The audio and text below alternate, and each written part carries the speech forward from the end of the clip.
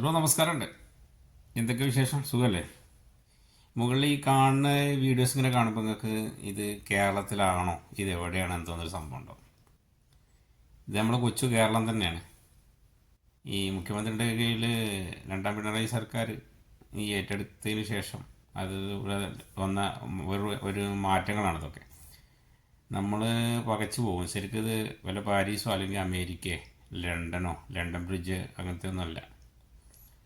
ചിലപ്പോൾ തോന്നുന്നത് നമ്മൾ ഈ കുട്ടികൾ, ഈ ഗെയിം കളിക്കുന്ന കുട്ടികളുണ്ടല്ലോ, ഈ കാണുന്നപ്പോൾ കണ്ടില്ല ആ റോഡുകളും ആ പാലങ്ങളും ആ പച്ചപ്പും ആ രീതിയും പ്രകൃതി ഭംഗിയൊക്കെ കണ്ടു കഴിഞ്ഞാൽ നമ്മൾ പോകുന്നത് ഈ ഗെയിം കളിക്കുന്ന കുട്ടികളെ ഇത് കേൾക്കണം. വണ്ടിവാഹനങ്ങൾ പ്രത്യേക ക്ലാരിറ്റിയോടുള്ള റോഡുകളും കാര്യങ്ങളൊക്കെയാണ് അത് പടച്ചുണ്ടാക്കിയാണ്. എന്നാൽ അതുപോലെയാണ് ഇന്നപ്പോഴത്തെ കേരളത്തിലെ ഓരോ റോഡും പാലങ്ങളും സിറ്റികളും ഒക്കെ. മുമ്പും ഒരു ഗവൺമെൻറ്റും ഇപ്പോൾ മാറി മാറി വന്ന LDF ആയിക്കോട്ടെ UDF ആയിക്കോട്ടെ ഇതിന് മുമ്പ് ഭരിച്ചിരുന്ന ഒരു ഗവൺമെൻറ് വന്നതിന് ശേഷം ഇത്തരം മാറ്റങ്ങൾ വന്നിട്ടില്ല. കാലത്തിനനുസരിച്ചിട്ടുള്ളൊരു മാറ്റമാണ്.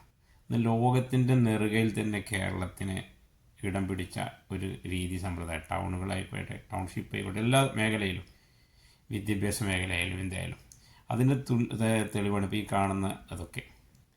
നമുക്ക് ഇത്തരം കാര്യങ്ങൾ സമ്മതിച്ചേ പറ്റുള്ളൂ. അപ്പോൾ അടുത്ത ഒരു ഇലക്ഷനായാലും ഒരു മൂന്നാം പിണറായി സർക്കാരായാലും കേരളം ഒരു പറുദീസയായി മാറും. ഓക്കെ, അല്ലെങ്കിൽ യാതൊരു സംശയമല്ല.